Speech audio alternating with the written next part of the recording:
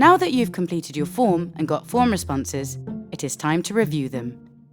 In this video, we will show you how to review form responses and the elements you have on Forms app's Responses page. First, click on the Results tab to see your responses. Here you have many options to review your forms more effectively. For example, you can choose a view type for your responses, the mailbox or the table view. In this case, we will go with the mailbox view to see the responses individually. If you're looking for a specific person or answer, you can use the search bar here. Filters can help you find the responses you want as well, especially the advanced filters.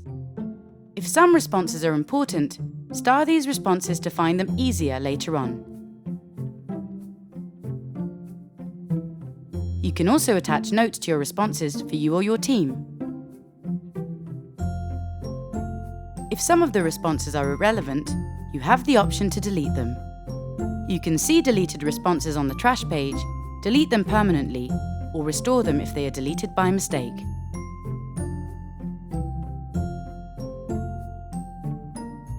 Finally, you can print or download form responses to view them offline. All you have to do is click the Print button to adjust printing options, or click on the 3 dots on top of your responses and choose Download. Shortly, you will receive an email with download links.